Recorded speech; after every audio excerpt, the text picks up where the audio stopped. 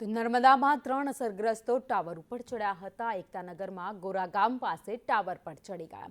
અસરગ્રસ્તોને cut off ડેટમાં નોકરીનો લાભ આપવા માંગ કરવામાં આવી છે। અનેક રજૂઆતો છતાં માંગ ન સંતોષાતા આખરે વિરોધ કર્યો હતો।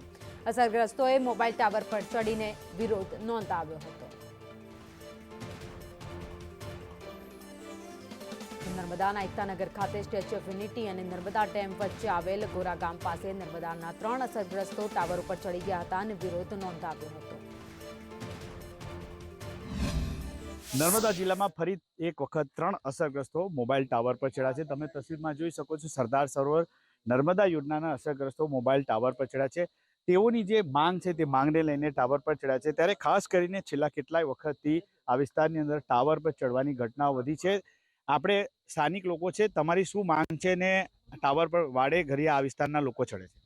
અમારી માંગ છે કે અમારી જમીન પરત કરો ને સ્થાનિક માણસોને અમને નોકરી પર પરમાનન્ટ લેવું। કાકા, તમારે જે આ વિસ્તારમાં જે છે બધા ટાવર પર વારે ઘડીએ ચડવાનું કેમ ફરજ પડે છે? શું મુખ્ય કારણ શું છે અને કઈ માંગો છે?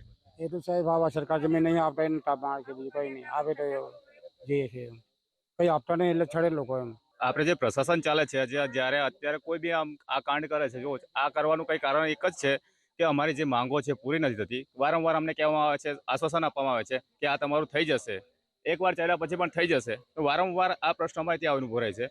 અત્યારે ગોરા ગામની અંદર આ પ્રશ્ન બન્યો છે, બરાબર છે। હવે આ પ્રશ્ન નહીં થાય તો મારા ગામનો બી આ જ નિકાલ થવાનો છે, મારા ગામની અંદર બી આ જ પ્રશ્ન બનશે। તમે તસવીરમાં જોઈ રહ્યા છો કે આ જે અસરગ્રસ્તો જે છે એ નર્મદા યોજનાના અસરગ્રસ્તો છે। તેઓની માંગ જે છે કે જમીનનો પ્રશ્ન છે, નોકરીનો પ્રશ્ન છે અને વળતરનો પ્રશ્ન છે। એટલે આ તમામ મુદ્દાઓને લઈને આ વિસ્તારના આદિવાસી સમાજના લોકો ઘણી વખત ટાવર પર ચડ્યા છે અને હાલમાં 3 યુવકો ટાવર પર ચડ્યા છે। નરેન્દ્ર પેપરવાલા, સંદેશ ન્યૂઝ, નર્મદા।